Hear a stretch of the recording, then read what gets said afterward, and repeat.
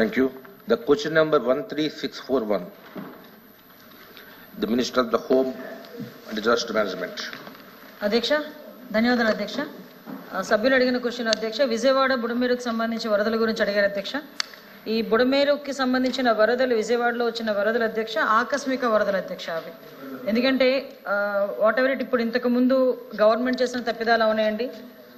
ఏం జరిగినా కూడా 10 సంవత్సరాలకు ఒకసారి ఎవరేజ్ను వచ్చే ఈ వరదలకు సంబంధించి ఇంతకు ముందు నుంచి కూడా తెలుగుదేశం పార్టీ గవర్నమెంట్లో కూడా ఈ బుడమేరు డైవర్షన్ ఛానల్కి దగ్గర యాక్చువల్గా Budameru diversion channel 15,000 cusecs water capacity అధ్యక్ష. దాన్ని దగ్గర 37,500 వరకు చేయడానికి అని చెప్పి దాన్ని వైండింగ్ చేయడానికి, లైనింగ్ చేయడానికి 241 కోట్లు ఇంకా పెండింగ్ ఉండిపోయింది అధ్యక్ష. అప్పుడు పనులు ప్రారంభమై తర్వాత లాస్ట్ 5 yearsలో పనులు పెండింగ్ ఉండిపోయినాయి అధ్యక్ష. దాని తర్వాత బుడమేరు ఓల్డ్ ఛానల్ కూడా అధ్యక్ష, వెనికింపాడు, కొల్లేరు వరకు అధ్యక్ష 5 ప్యాకేజీలు దగ్గర 65 కోట్లు పెండింగ్ ఉండిపోయినాయి అధ్యక్ష. ఇవన్నిటికీ నేపథ్యంలో ఆకస్మిక వరద రావడం కారణంగా విజయవాడకి వరదలు రావటం అన్నది మనందరం కూడా గమనించాం అధ్యక్ష. ఇందులోనే ఏంటంటే దురదృష్టంలో అదృష్టం ఏంటంటే ఈ వరదలు వచ్చే టైంకి సీఎంగా చంద్రబాబు నాయుడు గారు ఉండటం విజయవాడ ప్రజలు చేసుకుని అదృష్టంగా మనం భావించాలి అధ్యక్ష. అందులో అధ్యక్ష ఈరోజు అందులో ముందస్తు చర్యల గురించి వినండి సార్, చాలా ఉంది చెప్పడానికి. అడిగారుగా క్వశ్చన్లు, వినండి. అదృష్టమా కాదా అని ఆంధ్రప్రదేశ్ ప్రజలే కాదు దేశ ప్రజలు కూడా అనుకుంటున్నారు. దయచేసి వెయిట్ చేయాలి, దయచేసి వెయిట్ చేయాలి. అధ్యక్ష చాలా క్వశ్చన్స్ అడిగారు, ఆ క్వశ్చన్స్ అన్నిటికీ సమాధానం చెప్పడానికి నేను రెడీగా ఉన్నాను. Thank you. ఇది నా టైం, నేను మాట్లాడతాను. మీరు మాట్లాడమంటే నేను మాట్లాడడం కాదు.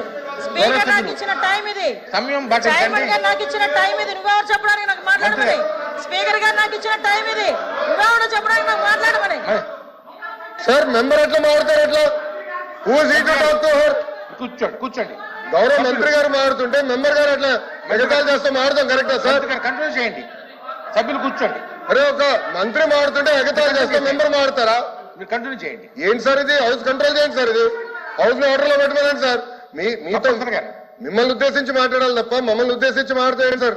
అంటే హౌస్ కి విలువ ఎక్కడ ఉంటుంది సార్? ఇది వద్దులేండి. చూపిస్తాను సార్, చూపిస్తా.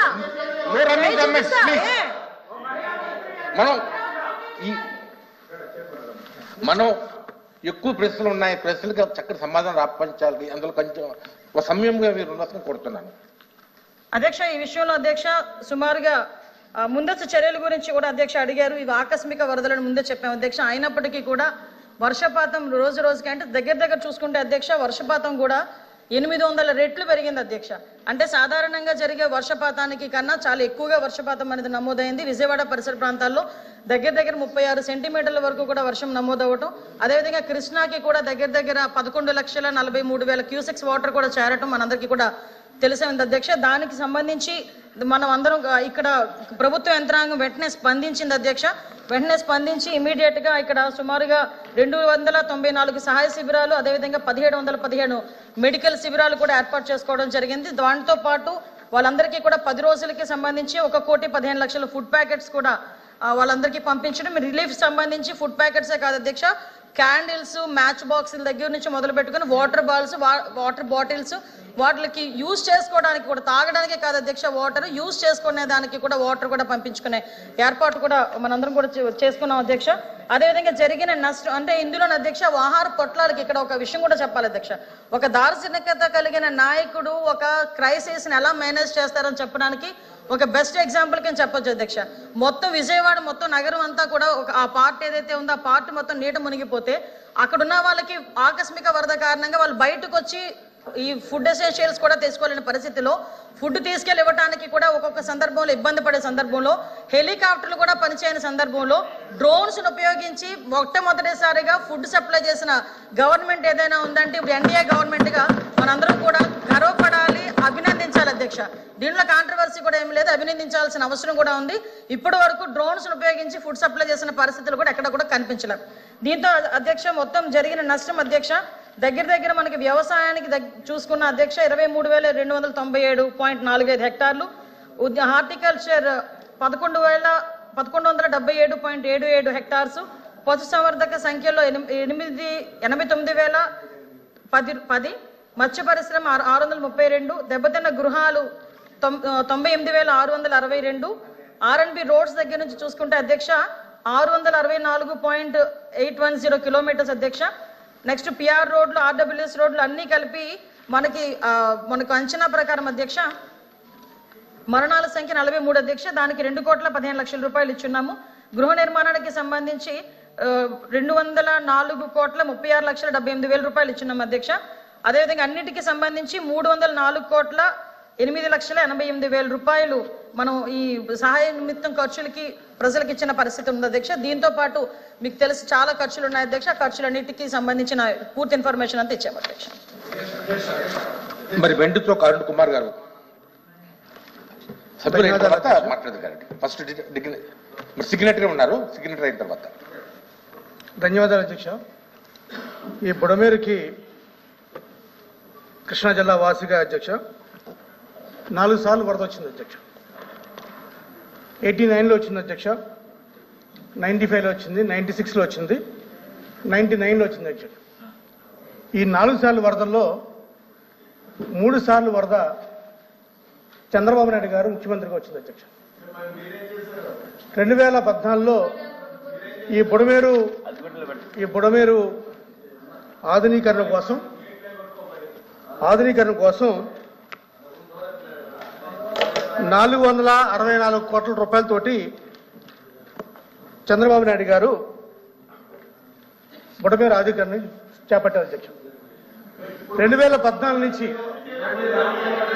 2019 వరకు అధ్యక్ష ఈ బుడమేరు ఆధునీకరణ పాటించండి. మీ ద్వారా గౌరవ మంత్రి గారిని చేసేయండి. మీ ద్వారా గౌరవ మంత్రి గారిని అడిగేదండి అధ్యక్ష. ఒకటి, బుడమేరు ఇన్సిడెంట్ లో, ఈ డిజాస్టర్ లో కేంద్ర బృందాలు బుడమేరుని ఫ్లడ్ రిలేటెడ్ ఏరియాని సందర్శించినప్పుడు వాళ్ళు వేసిన ఎస్టిమేషన్ ఎంత, కేంద్ర ప్రభుత్వం ఎంత సాయం చేసింది, రాష్ట్ర ప్రభుత్వం ఎంత సాయం చేసింది, విరాళాల రూపంలో ఎంత వచ్చింది, దేనికి ఎంత ఖర్చు పెట్టారు, ఒకటి అధ్యక్ష. రెండో క్వశ్చన్ అధ్యక్ష, బుడమేరు ఫ్లడ్స్ అంతా అయిపోయిన తర్వాత గౌరవ ముఖ్యమంత్రి గారు ఇక్కడే మున్సిపల్ శాఖ మంత్రి గారు ఉన్నారు, ఇరిగేషన్ శాఖ మంత్రి గారు ఉన్నారు, హోంశాఖ మంత్రి గారు ఉన్నారు.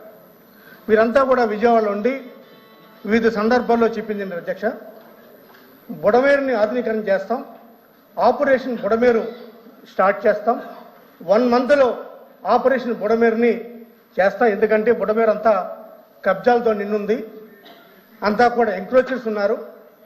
దాని విడ్త్ మినిమం 50 మీటర్స్ ఉండాలి, కానీ 10 to 20 మీటర్స్ ఉండాలి అని చెప్పారు అధ్యక్ష. నా రెండో క్వశ్చన్ అధ్యక్ష, ఆపరేషన్ బుడమేరు ఎప్పుడు స్టార్ట్ చేయబోతున్నారు అధ్యక్ష?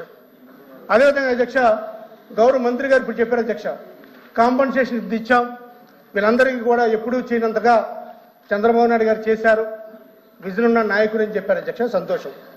ఒకవేళ నిజంగా కూడా మీ కాంపన్సేషను, మీ రిహాబిలిటేషన్ అంతా కూడా పక్కాగా జరుగుంటే ఎందుకు బాధితులు ధర్నాలు చేస్తారు అధ్యక్ష? తప్పకుండా అండి, బాధితులు ధర్నాలు చేసి కలెక్టర్ ఆఫీస్ దగ్గర బాధితులు ధర్నా చేసిన కలెక్టరేట్ ముందు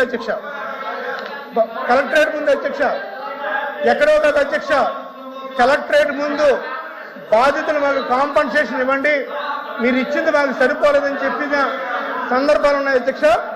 వాళ్ళ దగ్గర ఇన్ఫర్మేషన్ అధ్యక్ష తీసుకున్నాక అధ్యక్ష, ఒకవేళ కనుక నేను చెప్పింది తప్పు అయితే కనుక అధ్యక్ష, ధర్నాలు చేయలేదు లేకపోతే కలెక్టరేట్ ముందు ఆందోళన చేయలేదు అనుకుంటే కనుక అధ్యక్ష, నా మాటలు రికార్డింగ్ తొలగించింది అధ్యక్ష. ఒకసారి చెక్ చేసుకున్నాను అధ్యక్ష.